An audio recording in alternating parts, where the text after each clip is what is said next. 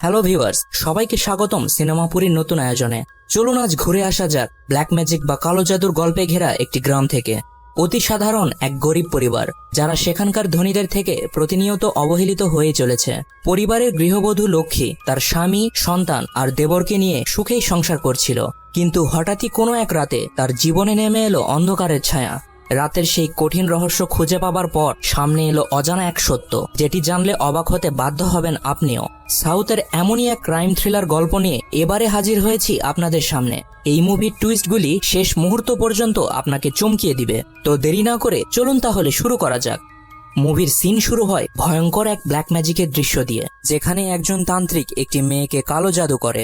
পরের সিনে এক কনফারেন্সে জোস্টিপল্লী নামের একটি গ্রামের পরিচয় দেখানো হয়। সেই গ্রামটিতে মহিলারা পানির জন্য দাঁড়িয়ে আছে। এ সময় টাকা বাকি রাখার জন্য রামুলা নামের একটি মহিলার সাথে সাপ্লায়ার তর্ক করে ও তার দিকে খারাপ নজর দেয়। এরপর লক্ষ্মীর দিকেও সে বদনজর দেয়, যে এই গল্পের একটি মুখ্য চরিত্র।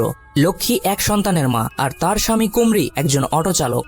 এদিকে কুমরির একটা ভাই ছিল যার নাম জাঙ্গা। সে পুলিশ হতে চায় এবং 3 দিন পরে তার সিলেকশন ছিল। রামুলা ছিল তাদের প্রতিবেশী। তার স্বামীর নাম বালিজা, যে ছিল অসম্ভব প্রকৃতির একজন মাতাল। রামুলা পানি আনার সেই ঘটনায় রেগেছিল, তাই বালিজার উপর সে চেঁচিয়ে ওঠে এবং মাতাল বলে তিরস্কার করে। জাঙ্গা রামুলার থেকে এসব শুনে ক্ষেপে গিয়ে সাপ্লায়ারকে ধরে মারতে চায়। লক্ষ্মী তাকে থামিয়ে দিয়ে বলে, গ্রাম প্রধানের লোকদের সাথে ঝগড়া করে লাভ নেই, এসব করলে তোর বড় ভাইয়ের ঝামেলা আরো বাড়বে। জাঙ্গা প্রতিবাদ করতে না পারায় রাগ করে চলে যায়। পরের দৃশ্যে আমরা দেখি রামুলার ভয়ে বালিজা জাঙ্গার সাইকেলে চড়ে অন্য গ্রামের টাটকা সবজি কিনতে যাচ্ছিল। এই সময় রাস্তায় কালো জাদুর সরঞ্জামাদি দেখে সে ভয় পেয়ে যায়। তার ভয় দেখে জাঙ্গা তাকে অন্য রাস্তা দিয়ে নিয়ে যেতে উদ্যত হয়। তখনই একটি অটো সেগুলোর উপর দিয়ে চলে যায়। পরে তারা ভালোভাবে লক্ষ্য করে দেখে এটি ছিল কুমরির অটো। এদিকে কুমরি সারাদিন বিভিন্ন ধরনের মানুষকে তাদের গন্তব্যে পৌঁছে দেয়। রাতে বাসায় ফিরেই সে বউয়ের হাতে সংসারের খরচ তুলে দেয় এবং কিছু টাকা মাটির ব্যাংকে জমিয়ে রাখে। প্রকৃতির ডাকে রাত করে সে জঙ্গলে যায়, যেখানে শ্মশান ঘাটে কাজ করা মাল্লানার সাথে প্রায় তার দেখা হয়। এরপর সে বাসায় এসে স্ত্রীর সাথে ঘুমিয়ে পড়ে। পরের দিন আমরা গ্রাম প্রধানকে দেখতে পাই, যে চারিত্রিকভাবে দুষ্ট প্রকৃতির লোক, আর গ্রামের এক সুন্দরী মহিলার সাথে তার ঘনিষ্ঠ সম্পর্ক রয়েছে। সেই মহিলার প্রতি গ্রামের অন্য একজনেরও নজর ছিল। সাইদুলু নামের এক ছেলে তাকে পরামর্শ দেয় যে ওকে পেতে হলে আপনাকে আগে গ্রাম প্রধান হতে হবে। গ্রাম প্রধানকে রাস্তা থেকে সরানোর পরিকল্পনা করে বলে তাকে এমনভাবে মারতে হবে যেন দেখে মনে হয় ঈশ্বরের ইচ্ছায় সে মারা গিয়েছে। পরদিন সকালে খেতে বসে একটি ফোন কল পেয়ে কুমরি না খেয়েই বেরিয়ে যায়। তারপর সে পুলিশ স্টেশনে যায়, যেখানে আমরা দেখি তার পরিচিত এক বয়স্ক লোক মেয়েকে নিয়ে বসে আছে। বাড়িওয়ালার ছেলের বাইকের সাথে ধাক্কা খেয়ে মেয়েটি অভিযোগ করতে এসে ফেসে গেছে। মীমাংসা করতে ভেতরে যেতেই বাড়িওয়ালা কুমরিকে থাপ্পড় দিয়ে বসে। কুমরি তাদের হয়ে ক্ষমা চেয়ে নেয়। এতে ইন্সপেক্টর তাকে ওয়ার্নিং দিয়ে ছেড়ে দেয়। বাহিরে আসার সময় কনস্টেবল তাকে জিজ্ঞেস করে, এসবে কেন জড়াস তুই? কুমরি বলে, আমি চাই আমার জাতির সবাই ভালো থাকুক। মেয়েটি সাংবাদিকতা নিয়ে পড়ছে শুনে কুমরি তাকে সাধুবাদ জানিয়ে বিদায় দেয়। এরপর অটো স্ট্যান্ডে জাঙ্গা তার সাথে দেখা করে বলে, সিলেকশনে যাচ্ছি, ফিরতে পরদিন সন্ধ্যা হবে। এ সময় বালিজাকে মন খারাপ দেখে তারা এর কারণ জিজ্ঞেস করে। সে বলে মদ খাওয়া নিয়ে গতরাতে বউয়ের সাথে ঝগড়া হয়েছে। জাঙ্গা তাকে এসব খাওয়া ছাড়তে বলে এবং কাজে ব্যস্ত থাকার পরামর্শ দেয়। এরপর জাঙ্গা বাসে উঠে পড়ে। তখনই বাসটি থেকে একটি মেয়েকে নামতে দেখে কুমরি তাকে অটোতে চড়তে বলে, কিন্তু একজন লোক এসে তাকে নিয়ে যায়। এ সময় গ্রাম প্রধানের প্রতিদ্বন্দ্বী লোকটিও সেখানেই ছিল।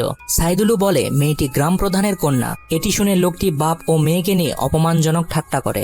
এরপর যাত্রী আসায় কুমরি তাদের নিয়ে রওনা দেয়। বালিজাও তার সাথে সারাদিন কাটিয়ে দেয়। পরের দিন রাতে বালিজা নেশার টানে ভাটিতে এসে আবারও মদ খায়। নেশাগ্রস্ত অবস্থায় গ্রাম প্রধানের লোকের সাথে সে ঝগড়া বাঁধিয়ে বসে। বালিজাকে ছাড়াতে সকালবেলা কুমরি গ্রাম প্রধানের বাসায় যায়। কুমরিকে দেখে গ্রাম প্রধান জিজ্ঞেস করে, বউয়ের বদলে তুই কেন এসেছিস? কুমরি তখন হাত জোর করে দয়া চায়, কিন্তু গ্রাম প্রধান তাকে মেরে ফেলার হুমকি দেয়। তখনই সেখানে বালিজার বউ রামুলা এসে গ্রাম প্রধানের পায়ে ধরে। গ্রাম প্রধান তাকে খারাপভাবে স্পর্শ করে আর দয়া দেখিয়ে বালিজাকে নিয়ে যেতে বলে, কিন্তু এর আগে বালিজাকে যেখানে মারা হয়েছে সেই জায়গাটি তার পরনে থাকা শাড়ি দিয়ে মুছে দিতে বলে। উপায় না পেয়ে কুমরি আর বালিজার সামনেই রামুলা শাড়ি দিয়ে মেঝে পরিষ্কার করে দেয়। বালিজাকে আনার সময় গ্রাম প্রধান হুমকি দেয় যে পরবর্তীতে এমন করলে তোদের বউদের সাথে ঘুমাবো। তারা বাসায় ফিরলে লক্ষ্মী গ্রাম প্রধানের ব্যবহার নিয়ে কথা তোলে, তবে রামুলা তার স্বামীর মদ খাওয়াকেই দোষারোপ করে। বালিজা তার স্ত্রীর কাছে ক্ষমা চায় আর মদ খাওয়া ছেড়ে দেওয়ার প্রতিশ্রুতি করে। এ সময় জাঙ্গা বাসায় ফিরে এসে জানায় তার পুলিশের চাকরি হয়েছে এবং এই গ্রামেই তার পোস্টিং হয়েছে। এই খুশিতে সে তার মা সমতুল্য বড় ভাবিকে একটি শাড়ি উপহার দেয়। এরপর রাতের বেলা লক্ষ্মী স্বামীকে কাছে পেতে চাইলে কুমরি অসুস্থতার কথা বলে ঘুমিয়ে পড়ে। পরদিন সকালে সে জাঙ্গাকে পুলিশ স্টেশনে নামিয়ে দেয় আর চলাচলের জন্য তাকে সাইকেলটি দিয়ে দেয়। থানায় থাকা কনস্টেবল জাঙ্গাকে তার লক্ষ্য জিজ্ঞেস করলে জাঙ্গা বলে, আমি এখন সকল অন্যায়কারীদের শাস্তি নিশ্চিত করতে চাই, কেননা আইনের চোখে সবাই সমান। ভেতরে যেতেই ইন্সপেক্টর তাকে বাসার জন্য সবজি কিনতে পাঠিয়ে দেয়। বাজার কিনে আসার পথে একজন তান্ত্রিক জাঙ্গাকে কল দিয়ে বলে, কুমড়ির গ্রহ ভালো যাচ্ছে না আর সে বিপদের সম্মুখীন হবে, তাই পরের মাসে আমি গ্রামে আসার আগ পর্যন্ত তার খেয়াল রাখিস। এসব শুনে জাঙ্গা বেশ চিন্তিত হয়ে পড়ে। পরের দৃশ্যে আমরা দেখি গাড়ি চালানোর সময় গ্রাম প্রধান অ্যাক্সিডেন্ট করে। বালিজাকে দৌড়াতে দেখে জাঙ্গা তার পিছু নেয়। একটি জলাশয়ের পাশে কুমড়িকে দেখে বালিজা ছুটে আসে আর গ্রাম প্রধানের মারা যাওয়ার খবর দেয়। বালিজা খুশি হয়ে তা উদযাপন করতে চাইলে কুমড়ি বলে, মৃত্যু কখনো উদযাপন করার বিষয় না। জাঙ্গা তখন বলে ওঠে, এমন লোকের মৃত্যুতে উদযাপন করাই উচিত। এর কয়েকদিন পরে গ্রামে বনালু উৎসব শুরু হয়। একদিন সকালে লক্ষ্মীর ফোন পেয়ে জাঙ্গা বাসায় পৌঁছায়। তার ভাবি তাকে বলে, তোর ভাই কাল রাতে বাইরে গেছে কিন্তু এখনো বাসায় ফিরেনি, আমার খুব চিন্তা হচ্ছে। ভাবির ভয় দেখে জাঙ্গা সারা গ্রামে তার ভাইকে খুঁজতে থাকে। এ সময় সে তান্ত্রিকের বলা কথাগুলি মনে করে চিন্তিত হয়ে পড়ে। কোথাও খোঁজ না পেয়ে সে বালিজাকে সাথে নিয়ে কুমড়িকে খুঁজতে থাকে। একটু পর তারা শ্মশানের কাছে গিয়ে একই চিতায় দুইটি মাথার খুলি দেখতে পায়। এরপর দেখানো হয় কালো জাদু করার সন্দেহে এক যুবককে খুন করা হয়েছে। পুলিশ চিতার জায়গাটিকে ঘেরাও করে ফেলে। কুমড়ির বিভিন্ন জিনিসপত্র সেখানে পড়েছিল। এলাকার লোকজন সাংবাদিকদের জানায়, কুমড়ি অনেক ভালো মানুষ ছিল আর সে সবার উপকার করত। এ সময় মুভির ফ্ল্যাশব্যাক সিনে কুমড়ির মৃত্যুর এক সপ্তাহ আগের ঘটনা দেখানো হয়। কবিতা নামের একজন 5 মাসের গর্ভবতী তরুণী তার স্বামীর সামনে হঠাৎই অসুস্থ হয়ে পড়ে। তাকে হাসপাতালে ভর্তি করা হলে ডাক্তার নানা পরীক্ষার পর জানায় তার গর্ভপাত হয়েছে। ডাক্তার সবাইকে জানায় আচমকায় তার প্রচন্ড জ্বর হয়ে শরীর ফুলে গেছে এবং সারা দেহে ফুসকুড়ি বের হয়েছে। কবিতার বড় ভাই এর কারণ জানতে চাইলে ডাক্তার বলে, এমনটা আগে কখনো হয়নি, তবে উপসর্গগুলির চিকিৎসা চলছে। এরপর কবিতার পরিবার এক পুরোহিতের শরণাপন্ন হয়। কবিতার ছবি দেখে তিনি তাদেরকে জানায়, রেণুকা অবতার নামের এক ভয়ঙ্কর কালো জাদু করা হয়েছে আপনার মেয়েকে। এই ব্ল্যাক ম্যাজিকটি এতটাই শক্তিশালী যে এর কারণে মেয়েটি মারা যাবে। কবিতার ভাই কালো জাদুকারীর পরিচয় জানতে চাইলে তিনি বলেন, শুধুমাত্র কালো জাদুর বিশেষজ্ঞরাই এটা করতে পারে। ঠিক তখনই হাসপাতাল থেকে কবিতার মৃত্যুর খবর আসে। একটু পর পুরোহিত কবিতার বড় ভাই রমেশকে ডেকে বলে, রেণুকা অবতার 4টি পর্যায়ে সম্পন্ন হয়। প্রথম 3টি যার উপর করা হবে তাকে মারতে, কিন্তু শেষেরটা নিজেকে বাঁচাতে। যেটা করতে হয় সেই মৃত ব্যক্তির চিতার কাছেই। রাতের বেলা তোমার বোনের চিতার চারিপাশে লক্ষ্য রাখবে, কালো জাদু করা ব্যক্তিকে অবশ্যই খুঁজে পাবে। কবিতার চিতায় আগুন দেওয়ার পর তার ভাইয়েরা শ্মশানে কাজ করা মাল্লানাকে টাকা দিয়ে বলে, আজ রাতে চিতার কাছে কেউ আসলে আমাদের কল দিবি। তারা কালো জাদুকারীকে মেরে ফেলার পরিকল্পনা করে। অন্যদিকে কুমড়ি প্রতিদিনের মতোই বাসায় এসে স্ত্রীর হাতে টাকা তুলে দেয়। এ সময় কুমড়ির হাতের রক্ত দেখে লক্ষ্মী প্রশ্ন করলে সে বলে, আসার সময় পড়ে গিয়েছিলাম, চিন্তার কিছু নেই। প্রতিদিনের মতোই সেদিনও রাত 12টার দিকে সে জঙ্গলে যেতে লাগে। এ সময় নিজের স্যান্ডেল না পেয়ে সে বালিজার স্যান্ডেল পরে রওনা দেয়। মাল্লানাকে দেখে সে জিজ্ঞেস করে, উৎসবে বাড়ি যাসনি? কার চিতা এটি? মাল্লানা বলে, এটি একটি মেয়ের চিতা আর সে খুব ভালো ছিল। এরপর কুমড়ি বিড়ি জ্বালানোর জন্য তার থেকে ম্যাচ বক্স চাই। তখনই রমেশ এসে তাকে ধরতে বলায় মাল্লানা কুমড়িকে চেপে ধরে। রমেশ তার গায়ে পেট্রোল ঢালতে শুরু করে। কুমড়ি মাল্লানার হাতের বাঁধন খুলতেই রমেশ তাকে মারতে শুরু করে। তাদের মাঝে হাতাপাই শুরু হয়ে যায় এবং এক পর্যায়ে রমেশ তাকে পেছন থেকে চেপে ধরে। কুমড়ি তাকে ধাক্কা দেয় আর নিজের ঝুল আটকাতে না পেরে চিতায় গিয়ে পড়ে। গায়ে আগুন লেগে যাওয়ায় সে চিল্লাতে থাকে। তারা কুমড়িকে মেরে চিতার ভেতরেই পুড়িয়ে ফেলে। ফ্ল্যাশব্যাক শেষে আমরা দেখি থানায় ইন্সপেক্টর মীমাংসা হিসেবে খুনিদের থেকে 50,000 টাকা নিয়ে লক্ষ্মীর হাতে তুলে দেয়। উপায় না দেখে আর বালিজার অনুরোধে লক্ষ্মী টাকা নিয়ে বের হয়ে আসে, কিন্তু জাঙ্গা রাগান্বিত চোখে তাদের দিকে তাকিয়েছিল। পরের দিন সারাটা সময় জাঙ্গা রমেশকে ফলো করতে থাকে। রাতে পথের মধ্যে জাঙ্গাকে দেখে রমেশ বলে, সারাদিন পিছে পিছে ঘুরছিস কেন? টাকা কি কম হয়েছে? এসব শুনে জাঙ্গা তাকে মারতে শুরু করে ও তার টাকা দেওয়ার কারণ জিজ্ঞেস করে। রমেশ বলে, তোর ভাই আমার বোনকে কালো জাদু করে মেরে ফেলেছে, তাই তাকে আমরা পিটিয়ে হত্যা করেছি। এটি শুনে জাঙ্গা খেপে গিয়ে তাকে মারার জন্য ইট হাতে নিয়ে জিজ্ঞেস করে, তুই কি আমার ভাইকে কালো জাদু করতে দেখেছিস? রমেশ বলে, আমরা তাকে সন্দেহ করেছিলাম। শুধুমাত্র সন্দেহের বশবর্তী হয়ে তার ভাইকে খুন করায় জাঙ্গা অনেকটাই ভেঙে পড়ে। রমেশ তাকে বলে, সন্দেহ বলেই শুধু কুমড়িকে মেরেছি, নইলে তোদের পুরো পরিবারকেই মেরে ফেলতাম। এরপর জাঙ্গা সারা দেশ জুড়ে এমন ঘটনাগুলি খুঁজে বের করে আর ভাইয়ের খুনিদের বিপক্ষে কেস আপিল করে। শুনানির দিন ভাবিকে নিয়ে সে কোর্টে উপস্থিত হয়। উকিল না পাওয়ায় জাঙ্গা নিজে কেসটির প্রতিনিধিত্ব করতে শুরু করে। বিভিন্ন অঞ্চলে কালো জাদুর সন্দেহে ঘটিত নানা হত্যাকাণ্ডের একটি তালিকা সে জজকে দেয়। জাঙ্গা তখন বলে ওঠে, এই রমেশ আর সুরেশ কালো জাদু করার সন্দেহে আমার ভাইকে খুন করেছে। রমেশদের উকিল রাজেন্দ্র জানায়, যাকে আমার ক্লায়েন্টরা চেনেই না তাকে মারবে কেন? এটা একটা মিথ্যা অভিযোগ। জাঙ্গা বলে, পুরো গ্রাম এটি জানে, এমনকি আমার সামনেও রমেশ এটি স্বীকার করেছিল। এ সময় রমেশ ও সুরেশের সাথে জাঙ্গা তর্ক শুরু করায় কোর্টে বিশৃঙ্খলা শুরু হয়। এতে জজ বিরক্ত হয়ে কেসটির পরবর্তী শুনানি আগামী মাসের 15 তারিখ ধার্য করে। এদিকে কালো জাদু টাইপের অন্ধবিশ্বাসের বশবর্তী হয়ে শুধুমাত্র সন্দেহের দরুন কাউকে হত্যার ঘটনা তুলে ধরায় জাঙ্গার কেসটি নিয়ে মিডিয়া সহ চারিদিকে আলোচনা শুরু হয়ে যায়। পরবর্তী শুনানিতে রাজেন্দ্র বলে, আমার মতো আমার মক্কেলরাও কুমড়িকে সত্যিই চেনে না। তিনি জাঙ্গাকে প্রমাণ দিতে বললে জাঙ্গা জানায়, কেসটির একমাত্র সাক্ষী মাল্লানা, যাকে পাওয়া যাচ্ছে না। প্রমাণ না থাকায় রাজেন্দ্র কেস বন্ধ করতে বলায় জজ তার উপর রেগে যায়। তখনই জাঙ্গা জজকে প্রমাণ হিসাবে একটি পেন ড্রাইভ দেয়। সেটিতে থাকা ভিডিওতে দেখা যায় থানায় সেদিন টাকা দেওয়ার ঘটনাটি জাঙ্গা রেকর্ড করেছিল। জজকে রাগান্বিত দেখে রাজেন্দ্র বলে ওঠে, পরিবারের প্রধান মারা যাওয়ায় তার মক্কেলরা শুধু একটু সাহায্য করেছে। এ সময় জাঙ্গার একটি কল আসে। জজ দুই পক্ষের টাকা আদান প্রদানের বিষয় নিয়ে রেগে যাওয়ায় জরুরি কমিটি গঠনের মাধ্যমে 21 তারিখে চূড়ান্ত রায় দেবার ঘোষণা দেন। এ সময়ের মধ্যে জাঙ্গা বিভিন্ন তথ্য খুঁজে বের করতে লাগে। মিডিয়া সহ সকল গ্রামবাসী খুনিদের বিচার দাবি করে। কমিটির রায় অনুযায়ী জজ রমেশ ও সুরেশকে খুনি হিসাবে সাব্যস্ত করে শাস্তি ঘোষণা করতে যাবে। তখনই জাঙ্গা জজকে থামিয়ে দিয়ে বলে ওঠে, আমি মামলা প্রত্যাহার করছি। জজ সহ কোর্টের সবাই এটি শুনে অবাক হয়ে যায়। সে জানায়, আমি তাদের উপর রেগে নেই। এ ধরনের অন্ধবিশ্বাসের কারণে ঘটা হত্যাকাণ্ডের বিরুদ্ধে সে একটি আইন জারি করার অনুরোধ করে বাসায় চলে আসে। বালিজা ও লক্ষ্মী বাড়িতে এসে দেখে সে খেতে খেতে টিভি দেখছে। তারা রেগে গিয়ে তাকে অনেক কিছু বলতে থাকে। লক্ষ্মী বলে, যে তোকে এত সুন্দর জীবন দিয়েছে তার সাথে কিভাবে এমন করতে পারলি? ভাইয়ের খুনিদের কেন ছেড়ে দিলি তুই? জাঙ্গা তখন পানি খাওয়া থামিয়ে বলে, আমার ভাই সত্যি এসব করেছিল। এটি শুনে লক্ষ্মী ও বালিজা চমকে ওঠে। এরপর জাঙ্গা তার ভাবিকে জিজ্ঞেস করে, ঠিক করে বলো তো, নিখোঁজ হবার দিন কুমড়ি কি করেছিল? লক্ষ্মীর মনে পড়ে কুমড়ির হাতে সেদিন রক্ত দেখেছিল। এটি শুনে জাঙ্গা তখন তার অটোতে গিয়ে খুঁজতে থাকে আর সেখানে লেগে থাকা রক্ত দেখতে পায়। সেখান থেকে স্যাম্পল নিয়ে সে টেস্ট করিয়ে জানতে পারে এটি একটি বাছুরের রক্ত।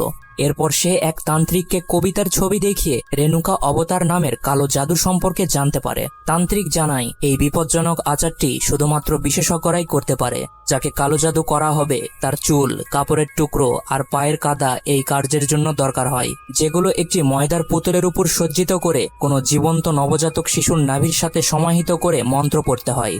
তান্ত্রিক বলে, একটি বাছুর বলি দিয়ে প্রথম পর্ব শেষ হয়। পরের কাজটি হলো যে এই প্রক্রিয়াটি করবে তার জীবন বাঁচানো। এই কার্যে পাল্টা প্রতিক্রিয়া হতে পারে, তাই যাকে করা হয়েছে তার চিতার কাছেই করতে হবে। সেখানে অন্যের স্যান্ডেল পরে নগ্ন শরীরে নিয়ম মেনে পূজা করতে হয়, তবেই রেণুকা শান্ত হয়। জাঙ্গা এরকম কালো জাদু করা মানুষদের জীবনযাপনের নিয়ম জিজ্ঞেস করলে তিনি বলেন, নিয়ম অনেক রয়েছে, যেমন প্রতি বৃহস্পতিবারে গোসলের সময় 108 বার পুরো শরীরে পানি ঢালতে হবে। ঘরের দরজায় লেবু ঝোলানো থাকবে, যেটি রং বদলানো মানে অশুভ লক্ষণ। তারা খাটের উপর ঘুমাবে না, আর এসব আচারের সময় পূজা শেষ না হওয়া পর্যন্ত সঙ্গম করবে না। এজন্যই কুমড়ি সেদিন অসুস্থতার কথা বলে লক্ষ্মীকে দূরে সরিয়ে দিয়েছিল।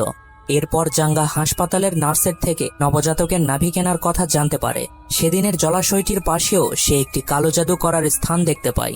এরপর মুভির আসল ঘটনা দেখানো হয়। বোনালুর রাতে কুমড়ি ইচ্ছে করেই নিজের স্যান্ডেল লুকিয়ে রেখে বালিজার স্যান্ডেল পরেছিল। এরপর সে বস্তায় সরঞ্জামাদি নিয়ে চিতার কাছে যায়। সেখানে মাল্লানাকে সে বলে, আধা ঘন্টা কেউ যেন এদিকে না আসে, এই সাহায্য করলে আমি তোকে টাকা দেব।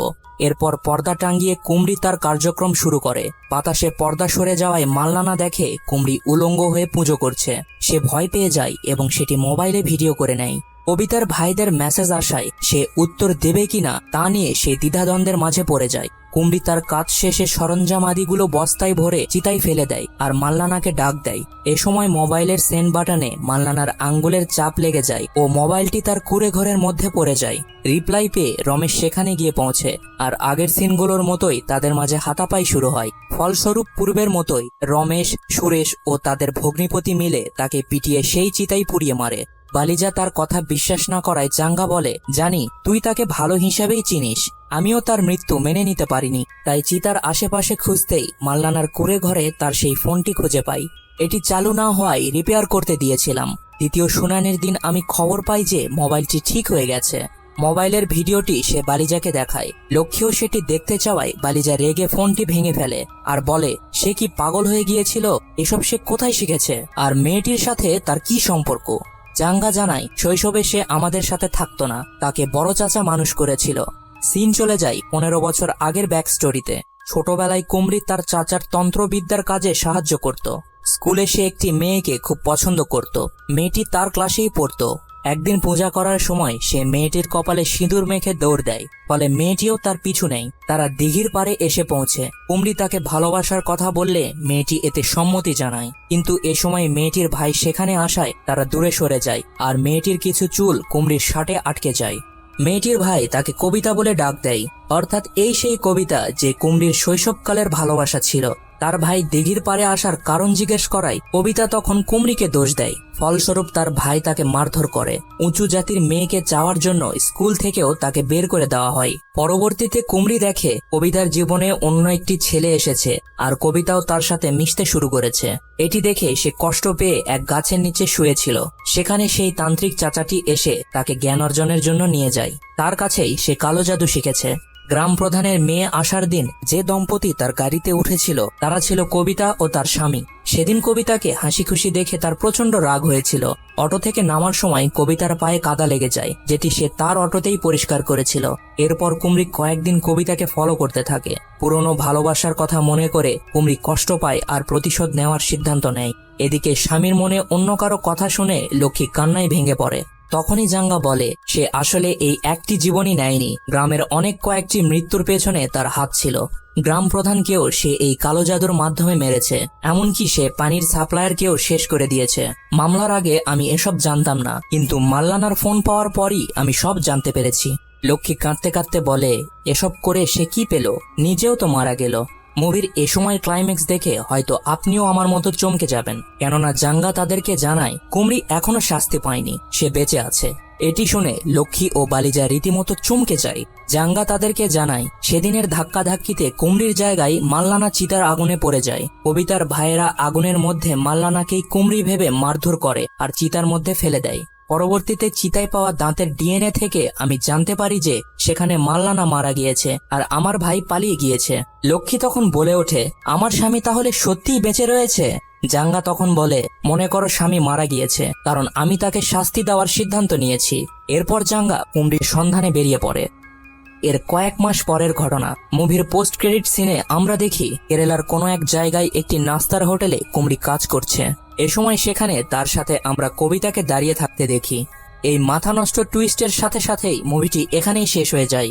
এখানে বলে রাখি যে চমকপ্রদ এই তেলেগু মুভিটির নাম মা ওরি পলিমেরা, যেটি 2021 সালে মুক্তি পেয়েছিল এবং IMDb-তে এখন পর্যন্ত 7.2 রেটিং ধরে রেখেছে।